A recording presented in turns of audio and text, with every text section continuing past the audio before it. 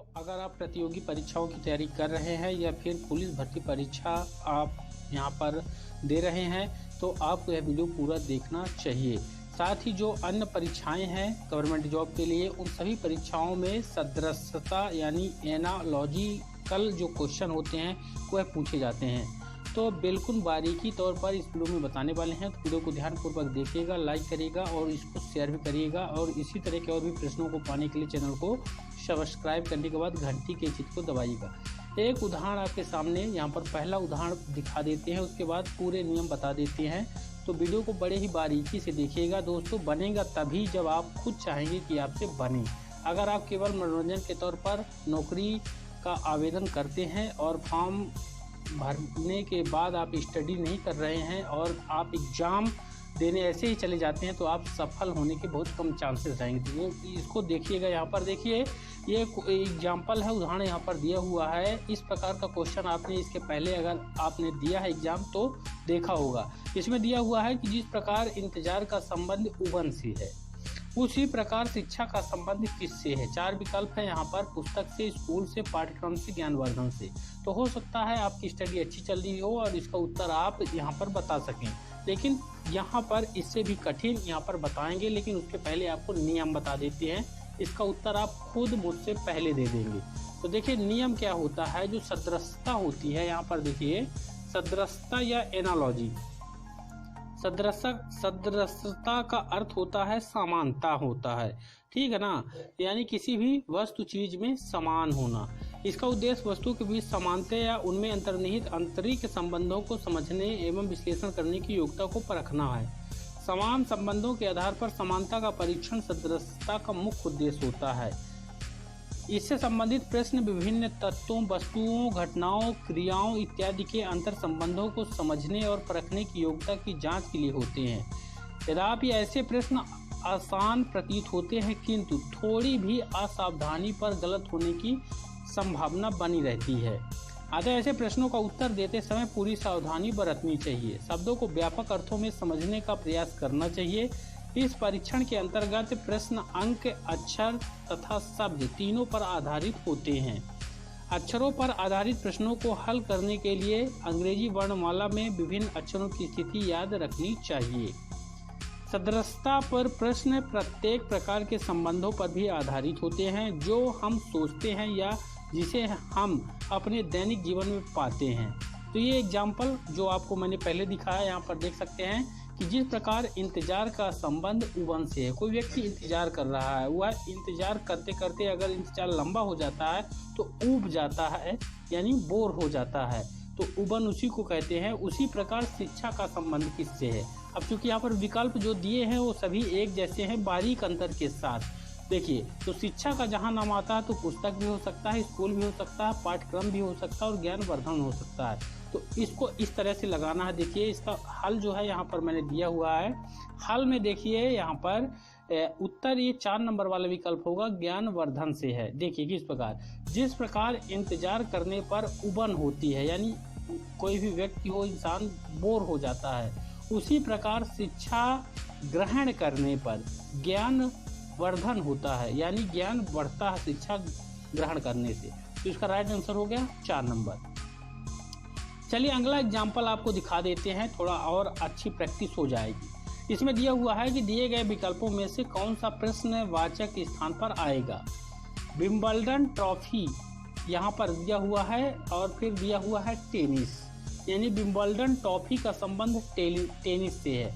वहीं बाकर कप का संबंध यहाँ पर क्या होगा, गोल्फ से, कुश्ती से, बॉक्सिंग से, घुड़दौड़ से। तो इसका उत्तर भी आपको यहाँ पर बड़ी आसानी से बता देते हैं। देखिए उत्तर है कि विंबलडन ट्रॉफी टेनिस की एक प्रतियोगिता है। जो टेनिस एक खेल है उसमें जो है ट्रॉफी दी जाती है टेनिस में। उसी प्रकार वाकर जो कप है ये भी यहाँ पर गोल्फ की एक प्रतियोगिता है। तो राइट आंसर यहाँ पर पहला वाला हो जाएगा, गोल्फ, वाकर कप, यहाँ पर ध्यान रखिएगा, ठीक। चलिए इसके बाद आपको एक और एग्जाम्पल दिखाते हैं जो कि अल्फ़ाबेटिक होगा। इसमें देखिए दिए गए विकल्पों में से कौन प्रश्नवाचक स्थान पर आएगा। तो इस तरह से यहाँ पर दिया हुआ है, कौन सा आएगा,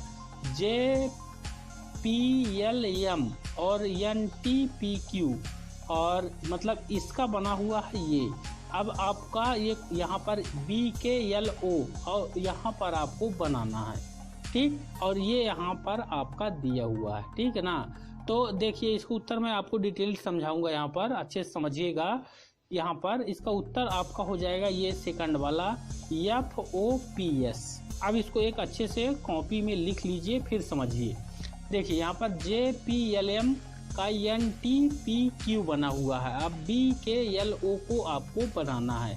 तो देखिए इसका विस्तृत जानिए। देखिए जिस प्रकार यहाँ पर देखिए, यहाँ पर देखिए, यहाँ पर JPLM ये बना हुआ है। यहाँ पर आपके क्वेश्चन में यहाँ पर देख सकते हैं JPLM, और इसका उत्तर जो है NTPQ आता है, ठीक।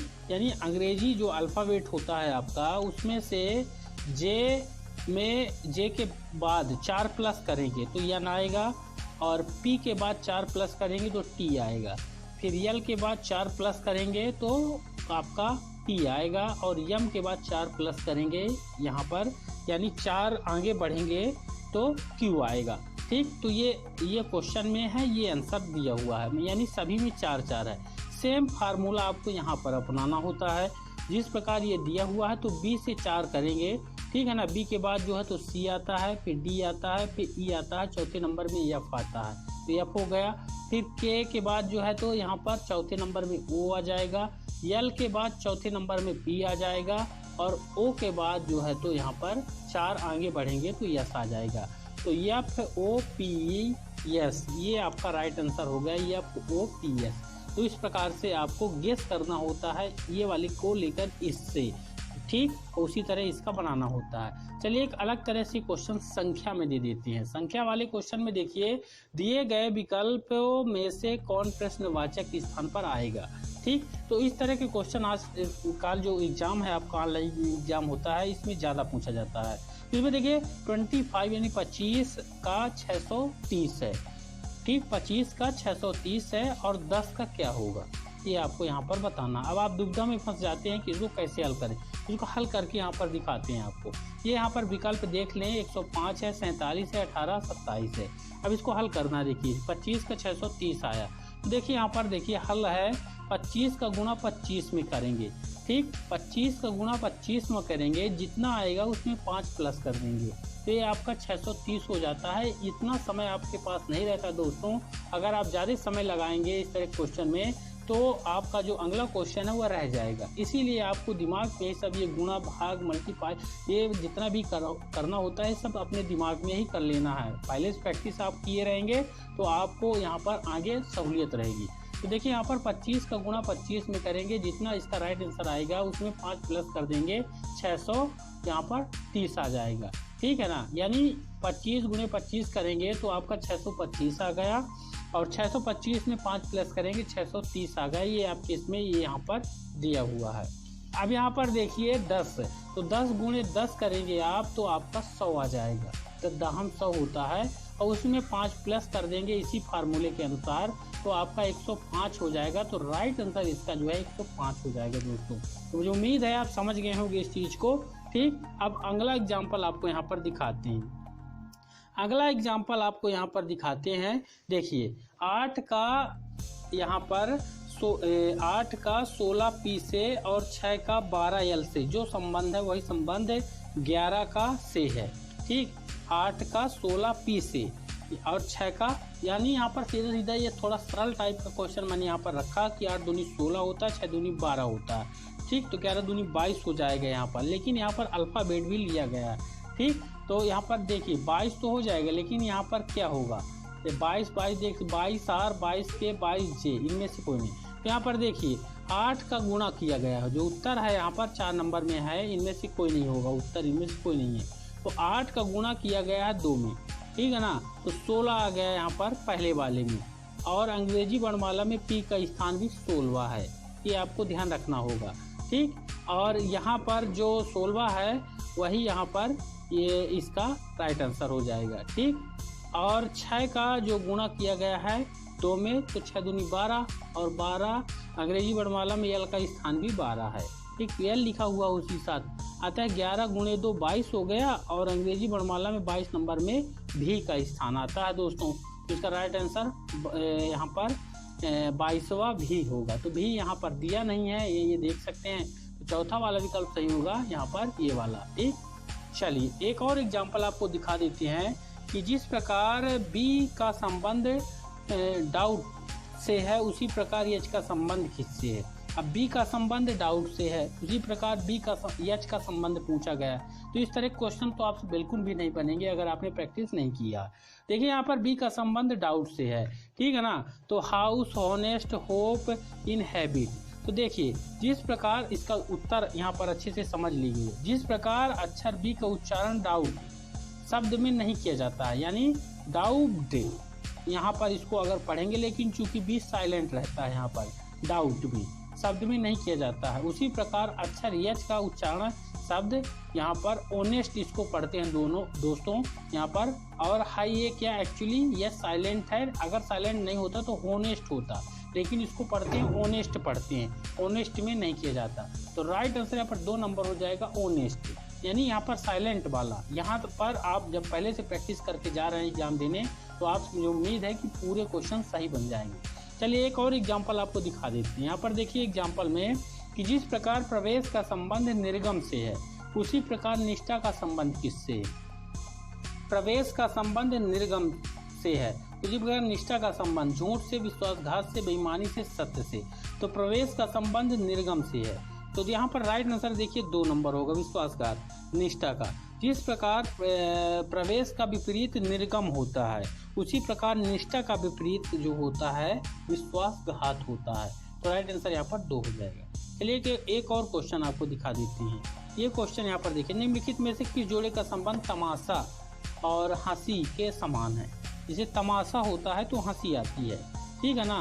तो घबराहट, यहाँ पर घबराहट होगा तो निराशा होगा, प्रकार है तो भेद होगा, व्यंग है तो क्रोध होगा, डर है तो बेचैनी। तो तमाशा में हंसी आती है तो डर से बेचैनी आती है। तो इसका राइट आंसर यहाँ पर हो जाएगा 4 नंबर। ये यहाँ पर देख सकते हैं, डर है तो बेचैनी होगी। ठीक, तो ये जो क्वेश्चन है ये दोस्तों बड़े ही इम्पोर्टेंट क्वेश्चन आपको इस वीडियो में दिए गए हैं। मुझे उम्मीद है कि आप अपने एग्जाम पर जिसका भी आप तैयारी कर रहे हैं, चाहे पुलिस का हो या फिर अन्य प्रतियोगी परीक्षा का हो, उसमें आपको सफलता जल्द ही मिलने वाली है। तो इसी तरह वीडियो को देखते रहें, चैनल को सब्सक्राइब करते रहें और लाइक करके शेयर भी करते रहें। मिलते हैं अगले वीडियो पर, धन्यवाद।